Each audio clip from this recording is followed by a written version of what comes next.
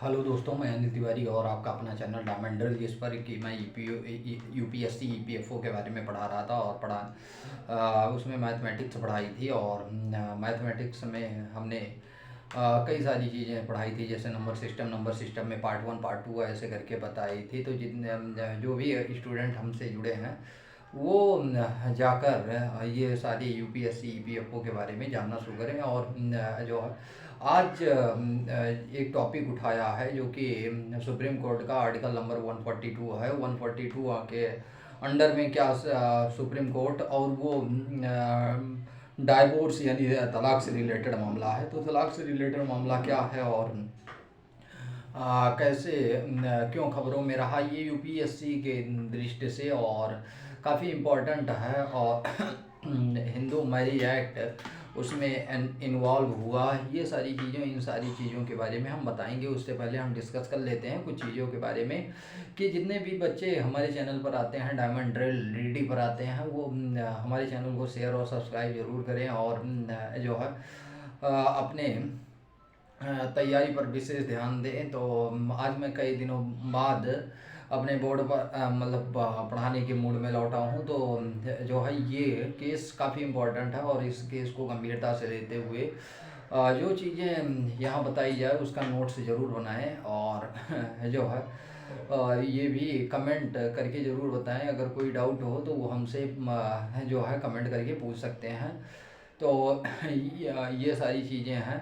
अब क्या है हिंदू मैरिज एक्ट और उसका जो है आर्टिकल उसका जो यूज हुआ है हिंदू मैरिज एक्ट के तहत, आखिर केस क्या था और क्यों सुप्रीम कोर्ट ने 142 आर्टिकल नंबर यूज किया, ये इन सारी चीज़ों के बारे में बताएंगे। तो और इसमें 5 जज की बेंच बैठी इसको क्या करने के लिए जो है इस पर बहस करने के लिए, हम जो कि 2014 में आया हुआ केस था। तो अब हम इसे एक्सप्लेनेशन देना शुरू करते हैं कि जो है क्या क्या केस था, कैसे कौन कौन लोग आए।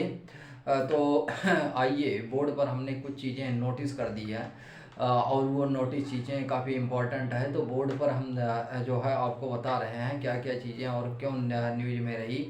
तो आइए बताना शुरू करते हैं ये चीज़ क्यों इम्पोर्टेंस है इसका।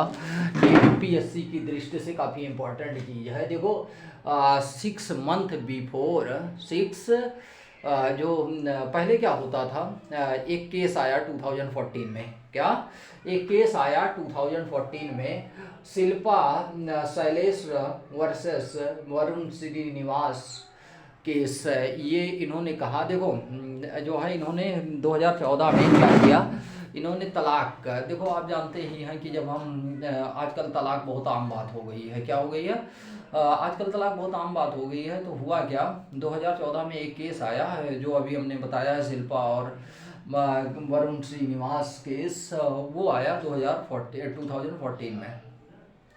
तो जो है तलाक में देखो 2 टाइप्स का तलाक होता है। एक होता है कि सिंगल, चाहे वो पति या पत्नी चाहती है तलाक, यानी अगर पति अकेले चाहता है तो जो है उसके लिए क्या तलाक है। अगर पत्नी अकेले चाहती है तो जो है इन दोनों के सेम है। लेकिन अगर दोनों म्यूचुअल कंसेंट से चाहते हैं कि मतलब हम तलाक चाहते हैं, दोनों लोग चाहें कि, क्योंकि आजकल शादी होती है लोगों का जो है 1 आध साल बाद क्या होता रहता है, झगड़ा होता रहता है। इससे अच्छा है कि झगड़े से अच्छा है कि आपसी सहमति से वो क्या कर लें, तलाक कर लें। तो इसी केस में मुद्दा आया था इन दोनों के बीच के 2014 में। जो है इन्होंने क्या किया था, कहा था कि जो है हम तलाक चाहते हैं, दोनों लोग। कौन कौन, ये दोनों लोग 2014 में उन्होंने कहा कि हम म्यूचुअल कंसेंट से, किससे, म्यूचुअल कंसेंट से। अब म्यूचुअल कंसेंट क्या होता है म्यूचुअल कंसेंट का मीन्स ये होता है आपसी सहमत से, आपसी सहमत से, यानी पति भी ये चाहती है, पति भी चाहता है कि हम तलाक लें और पत्नी भी चाहती है कि हम तलाक लें, यानी दोनों लोग आपसी सहमत से तलाक लेना चाहते हैं। तो सुप्रीम कोर्ट में जब ये याचिका दायर की गई कि हम तलाक चाहते हैं, तो अभी तक का नियम ये था कि हमारी हिंदू मैरिज एक्ट, कौन, हिंदू मैरिज एक्ट 1955 का ये रूल था कि अगर आप तलाक लेना चाहते हैं तो पहले दोनों लोग, यानी अगर मामला अकेले का है, यानी पति चाहता है या पत्नी चाहती है, तो वो जाकर अपना याचिका डालें। उसके बाद 6 महीने के बाद कागजी कार्रवाई और ये सब पूरी करते करते 6 महीने के बाद तलाक मिलता था, क्योंकि ये एक एक्ट संसद के द्वारा, क्योंकि हमारे यहाँ विधायिका यानी लेजिस जो आपका रूल बनाने का काम कौन करती है, संसद करती है। तो संसद ने कह रखा था कि 6 महीने के बाद आपको तलाक मिल जाया करेगा। लेकिन अगर मान लो किसी दो लोगों के बीच ना बन रही हो, तो वो 6 महीने बिताना मतलब ज़बरदस्ती बिताना एक दूसरे के साथ में, क्या, एक दूसरे के साथ में ज़बरदस्ती बिताना। तो इस तरह और हो सकता है वायलेंस हो, चाहे वो पति की तरफ से या पत्नी की तरफ से, दोनों तरफ से, ये कि यानी मोस्टली जो है क्या पति की तरफ से ऐसा माना जाता है। लेकिन अगर म्यूचुअल कंसेंट है, यानी दो आपसी समझौते के अनुसार वो तलाक चाहते हैं, तो ये जब न्यायालय में गया तो यानी ये केस, तो हमारे यहाँ क्या होती है, जिसकी भी शादी होती है, किसी की भी शादी हो, तो वो जो है हमें एक सर्टिफिकेट मिलता है, शादी का सर्टिफिकेट मिलता है, वो हिंदू मैरिज एक्ट 1955 के तहत मिलता है। उसमें उसका जो है हिंदू मैरिज एक्ट 1935 में जो आर्टिकल 13 है, और 13 के तहत आप ये दर्ज किया जाता है कि आपने शादी कर लिया। एक सर्टिफिकेट जो मिलता है कि आपने, क्योंकि हम बहुत सारा फॉर्म भरते हैं, उसमें भी हमें बताना पड़ता है कि आप मैरिड हैं या अनमैरिड हैं। तो वो 13 के अनुसार ये है कि अगर जो है कोई पति या पत्नी चाहती है, तो उसमें लिखा हुआ था हिंदू मैरिज एक्ट में कि अगर आप तलाक चाहते हैं तो 6 महीने के बाद हो जाता था। लेकिन इसे सुप्रीम कोर्ट ने 13B 5 जजों की बेंच बैठी, जो कि 2014 में जो केस आया था, उसमें 5 जजों की बेंच बैठी, और वो 5 जजों की बेंच बैठकर ये निर्णय किया कि जो है अगर कोई म्यूचुअल कंसेंट से, म्यूचुअल कंसेंट मतलब आपसी समझौते से कोई तलाक लेना चाहता है, तो वो 6 महीने से कम समय, यानी 7 एक बार दायर करके जाए और फिर 7 दिन के अंदर आ जाए। और उनका, क्योंकि ज़बरदस्ती रहने से कोई फ़ायदा नहीं है एक दूसरे के साथ, अगर वो जल्दी चाहते हैं तो जल्दी क्या कर लिया जाए, जल्दी चाहते हैं तो उनका जल्दी तलाक हो जाए। ये जो है वह आर्टिकल 142 का यूज करते हुए इन्होंने ऐतिहासिक निर्णय दिया कि अगर 6 महीने से पहले चाहते हैं वो तलाक, तो पहले क्या करें, याचिका दायर कर दें। याचिका दायर करने के बाद वो 7 दिन के अंदर आ जाए, और 7 दिन में आ जाए, और 7 दिन में क्या उसमें, हाँ, 2 एडवोकेट भी थे, एडवोकेट यानी वकील भी थे इस केस में। तो जो हम ये 7 दिन में ले सकते हैं। तो ये ऐतिहासिक, तो इसमें क्या क्या यूज हुई, इसमें एक तो म्यूचुअल कंसेंट, एक आर्टिकल नंबर 142, दूसरा हिंदू मैरिज एक्ट, क्योंकि हमने क्या बताया कि अगर आपकी शादी टूटती है यानी तलाक होता है, तो उसमें आपका हिंदू मैरिज एक्ट 1955 है, और ये किसके के लिए, हिंदू, सिख और ईसाई, हिंदू, सिख नहीं, हिंदू, आपका सिख, जैन और बौद्ध, इन चारों लोगों के लिए लागू है, कि जिसमें वो जाते हैं अपनी शादी किस एक्ट के तहत करते हैं, 1955 के तहत करते हैं। लेकिन जब उन्हें तलाक लेना होता है तो आर्टिकल 13 का यूज करके, लेकिन अगर म्यूचुअल कंसेंट, कौन सा कंसेंट, म्यूचुअल कंसेंट का यूज करना होता है, तो ये म्यूचुअल कंसेंट, तो वो 1955 marriage act, Hindu marriage act यानी HMA 1955 13B का सहारा लिया गया, और इसमें क्या कर दिया गया, ये कहा गया कि अगर कोई तलाक लेना चाहता है तो वो 7 दिन के अंदर, ये काफ़ी अच्छा डिसीजन रहा किसका, यानी कुछ लोगों के लिए तो सही डिसीजन रहा। क्योंकि देखो क्या होता है, अगर हम अगर 6 महीने का इंतजार कर रहे हैं और रहना नहीं चाहते एक दूसरे के साथ, तो हमने क्या बताया, हिंसा यानी वायलेंस बढ़ जाता है। वायलेंस में और भी पता चले कि नहीं रहना चाह रहे थे, कि उन्हें ज़बरदस्ती रखा गया था। तो ये सारी चीज़ें कहीं ना कहीं जो है, ये देखो, ये पिटीशन दोनों लोगों के द्वारा दायर की जाती है और यानी म्यूचुअली एग्रीड हो जाते हैं। The parties must have a second motion before the court between 6 to 18 month after the date of 6 month period। ये तो हमने 6 month period आपको बता दिया क्या है 6 month period। और आर्टिकल नंबर देखो उसमें 6 month वेटिंग करना पड़ता है। कौन से सेक्शन से, 13B(2) का सेक्शन इसमें लगता है। अब 142 का जो आर्टिकल नंबर है वो कहता है कि of the Constitution titled enforcement of decrees and orders of Supreme Court and orders aid to divorcee has two clauses, article 142 clause first and article 142 clause second. देखो इसमें क्या होता है, जब कोई रूल बनाती है, कौन, गवर्नमेंट बनाती है, तो उसे बाईपास करने के लिए आर्टिकल नंबर 13 यानी जुडिशियल रिव्यू का भी यूज कर लिया जाता है। लेकिन यहाँ उन्होंने कहा, जो दोनों जोड़े आए थे, कि क्यों सुप्रीम कोर्ट मतलब जज से, माननीय जज के से कहा कि क्यों आप 142 का यूज नहीं करते, 142 का यूज करके आप जो है इसको जो है जल्दी से जल्दी करने की कोशिश करें। तो इससे क्या हुआ, देखो एक केस आया था, जज order consist with the fundamental rights and, क्योंकि इसमें हमारे फंडामेंटल राइट्स का भी वायलेशन होता है। क्या होता है, फंडामेंटल राइट्स का वायलेशन होता है।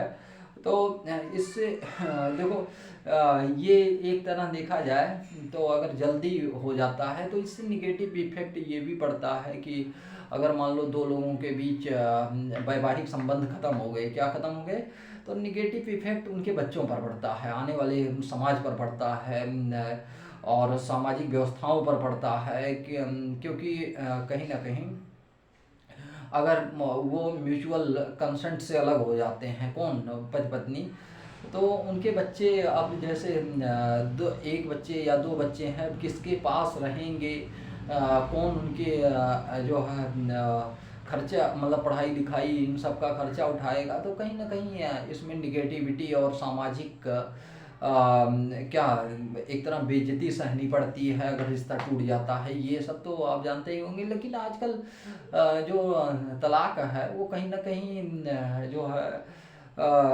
एक आम बात हो गई है। पहले जो हमारी पहले सोशल बैकग्राउंड थी, कहीं ना कहीं इस स्थिति में मजबूत थी कि उतना क्या नहीं होता था, उतना तलाक नहीं होता था। और आज भी गांव की महिलाओं को देखो, तलाक कहाँ होता है। लेकिन जो शहरी जीवन बढ़ता जा रहा है, हमारा आर्ट एंड कल्चर बदलता जा रहा है, उसके परिरूप को यानी उसके दृश्य को देखते हुए आजकल इतना तलाक का मुद्दा जो है होता जा रहा है कि इतने केस आते जा रहे हैं।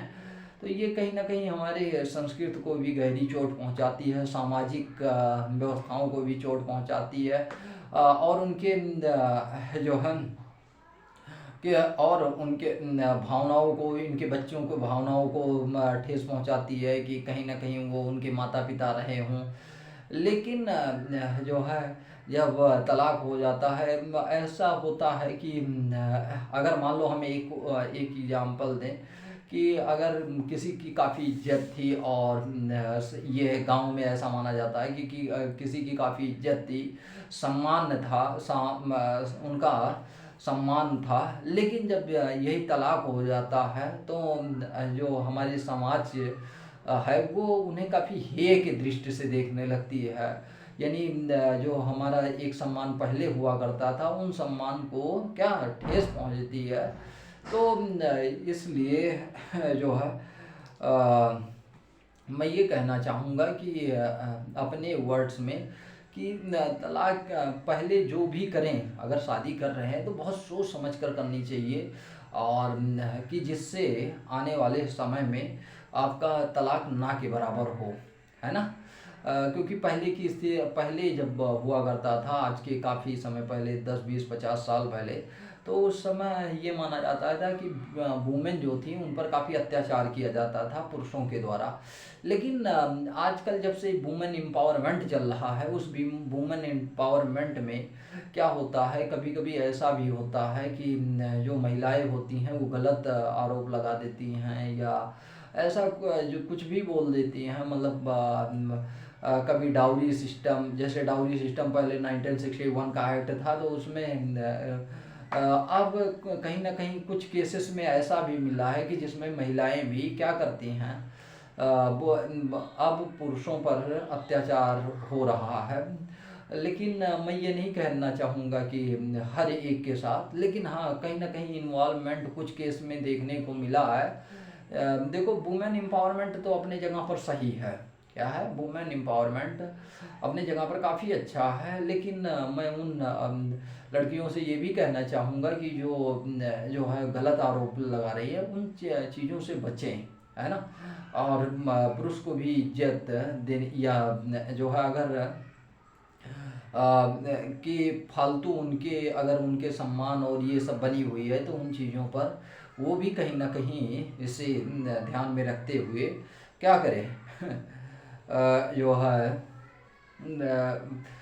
झूठा आरोप या इन चीज़ों से बचें, क्योंकि बहुत सारे केस देखने को मिलते हैं कि जिसमें झूठा आरोप लगाकर, चाहे वो डाउरी केस हो या कोई और केस हो, इन सब में भी लगा दिया जाता है बहुत सारी चीज़ों का।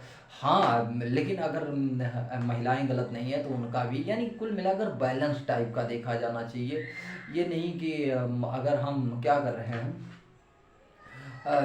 अगर पुरुष यानी अच्छे हैं और उनका काफ़ी इज्जत है, सम्मान है, तो ऐसे कोई भी आरोप लगाने से बचना चाहिए। ये मेरा अपना कहना है। अब आप लोग क्या सोचते हैं उस चीज़ों के बारे में, आप कमेंट ज़रूर करें। तो इसमें हमने बताया कि आर्टिकल नंबर किसका यूज हुआ, आर्टिकल नंबर 142 और 142 के तहत जो है, जो 6 महीने का क्या हुआ करता था, जो आपका 6 महीने का तलाक हुआ करता था, वो मात्र अब कितने 7 से 10 दिन में हो जाएगा आपका। ये ऐतिहासिक काफ़ी लैंडमार्क डिसीजन है जो कि ये बताया गया है। और जबकि ये एक्ट किसके द्वारा बनाया गया था, पार्लियामेंट के द्वारा बनाया गया था, कि पार्लियामेंट ये कहती है कि हिंदू मैरिज एक्ट के तहत 6 महीने का समय, क्योंकि हो सकता है कि अगर उन 6 महीने में, ये भी सही है कि 6 महीने में उन्हें समझने का भी समय, अब जल्दबाजी में क्या होता है, जल्दबाजी में हम निर्णय ले लेते हैं उससे, और 6 महीने में क्या होता है, 6 महीने में हो सकता है किसी के समझाने से उन दोनों में म्यूचुअल अंडरस्टैंडिंग आ जाए, और म्यूचुअल अंडरस्टैंडिंग आ जाए तो वो घर टूटने से बच जाए। लेकिन अगर वो जल्दबाजी में लिया गया फैसला कहीं ना कहीं हमारे लिए नुकसानदायक भी होता है, तो जो है इसका, और उस समय अगर 6 महीने में दो लोग आपस में समझकर, कुछ लोगों के समझाने पर, या जो फैमिली या आसपास के लोग समझाने पर, हो सकता है 6 महीने में मान भी जाते थे।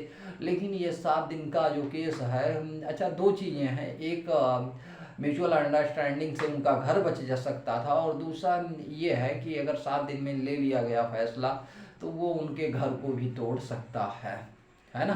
तो और दूसरी चीज़ ये है कि अगर मान लो उनके बीच बिल्कुल म्यूचुअल, यानी सबके समझाने पर वो ना कर रहे हैं कि मुझे नहीं करना ही नहीं है, कुछ भी आप बोल डालो, किसी के भी समझाने से समझ नहीं रहे हैं, तो और एक दूसरे के साथ है बिल्कुल फूटी आंखों देखना पसंद नहीं कर सकते, तो इस केस में वायलेंस भी हो सकता है। यानी किसी को कोई मार भी सकता है, या कुछ, मतलब मार तो नहीं सकता, बट कहीं ना कहीं कुछ ना कुछ ज़्यादा वायलेंस हो सकता है। तो ये भी मतलब इससे अच्छा तो यही रहेगा कि वो आपस में तलाक ले लें, लेकिन एक दूसरा अगर वो समझने लायक हैं, यानी अपने किसको, बेटों और इन सबको देखते हुए समझने लायक हैं, तो उसमें जितने भी महिलाएं हैं उन्हें देखो, शादी करने से पहले हमने क्या बताया है, शादी करने से पहले उन्हें अच्छे तरीके से समझ लेना चाहिए। और जो है आज की पीढ़ी जो है हम देखते हैं कि बहुत जल्दी तलाक ले लेती है। तो इन चीज़ों को शादी करने से पहले ही सोचना चाहिए। जब शादी कर रहे हैं, जब हिंदू मैरिज एक्ट 1955 का लागू होकर आपका रजिस्टर, तो इन चीज़ों को बहुत अच्छे से समझ लेना चाहिए। ये 1-2 साल रहकर फिर उन्हें शादी करने का मार्ग अपनाना चाहिए। जो है मैं तो यही कहना चाहूँगा। अब आप लोगों की क्या राय है कि क्या चीज़ें हैं, उन चीज़ों पर आप देखो। एक्ट देखो, संसद इसमें अमेंडमेंट करके, और केस क्या था, देखो डिवोर्स कितने दिन में, 6 महीने में, ये सारी चीज़ें आर्टिकल 142 का यूज हुआ। और ये वाइफ और हस्बैंड इस केस को लेकर 2014 में आए थे। ये सारी चीज़ें हमने बता दी है। और ये भी बताया है कि 13 का यूज सिंगल वाइफ या केवल सिंगल वाइफ यानी केवल वाइफ चाहती है या हस्बैंड चाहता है, तो उसके लिए 13 सेक्शन 13 है। और अगर दोनों म्यूचुअली कंसेंट से चाहते हैं तो आर्टिकल नंबर आपका सेक्शन नंबर 13 भी है। इसका यूज करते हुए उन्होंने क्या किया है इस चीज़ को। तो ये काफ़ी जो है वैसा डिसीजन है कि पिसते भी रहो, उसके चक्कर भी लगाते रहो, किसके, सुप्रीम कोर्ट के चक्कर भी लगाते रहो। तो फिर आपका 6 महीने बाद उनके कामकाज और इन सब में भी प्रॉब्लम होती है। तो कहीं ना कहीं इसके एडवांटेज भी हैं और डिसएडवांटेज भी हैं कि क्योंकि हर सिक्के के 2 पहलू होते हैं। एक होता है क्या, जैसे हेड और टेल, तो इसी प्रकार इसके भी 2 पहलू हैं, क्या, advantage as well as disadvantage. तो ये काफ़ी इम्पोर्टेंट है। और जिन्होंने जो है एक बार आप उसकी सुप्रीम कोर्ट मतलब जो पीआईबी की है, पीआईबी की खबर है, उस पर जाकर आप एक बार डिटेल में पढ़ना और जितने भी आर्टिकल जो चीज़ें इम्पोर्टेंट है उसे नोट डाउन ज़रूर करना। और हमारे इससे भी अगर आपको अच्छी लगी है ये वीडियो तो आप क्या करें, शेयर, सब्सक्राइब और बेल आइकॉन जरूर प्रेस करें यानी दबाएं, जिससे कि जितनी भी क्लास अगर हम वीडियो बनाते हैं वो आपके पास तुरंत का तुरंत पहुंच जाया करे। और आज की जानकारी कैसे लगी वो कमेंट करके ज़रूर बताएं, जितने भी लोग हमारे वीडियो को देखते हैं, ठीक है। तो जो है काफ़ी ऐतिहासिक निर्णय आया, उस निर्णय को हमने इम्पोर्टेंट समझा यूपीएससी और अदर एग्ज़ाम के लिए, इसलिए मैंने इस पर वीडियो बनाई। और जो है काफ़ी अच्छी, क्योंकि जो इम्पोर्टेंट आर्टिकल होते हैं और इन सब का यूज होता है। और ये सजेशन किसके द्वारा, उन कपल्स के द्वारा दिया गया था कि आप 142 आर्टिकल का यूज यानी वो कि इन सब के द्वारा सजेशन दिया गया था आप 142। अब बाद में अगर जो है इन्होंने संसद को चुनौती दी है तो बाद में हो सकता है कि जो आपके ये दूसरा अमेंडमेंट कर दे पार्लियामेंट, जो है इसको लेकर और भी अमेंडमेंट कर सकती है कि क्योंकि सुप्रीम कोर्ट का काम था कि जुडिशियल रिव्यू या 142 का यूज करके इसे लागू करवाना, लेकिन गवर्नमेंट अगर दूसरा, अब देखते हैं आगे क्या केस होता है। अभी तक के लिए तो यही फिलहाल फैसला है कि जो है 7 दिन में कर दिया गया है कि अगर आप तलाक चाहते हैं तो 7 दिन में ले सकते हैं, ठीक है। तो आपको कैसी लगी क्लास ज़रूर बताएं। और सब्सक्राइब अगर नहीं कर रखा है तो रेड वाला बटन ज़रूर दबाएं, ये मेरा कहना है। धन्यवाद।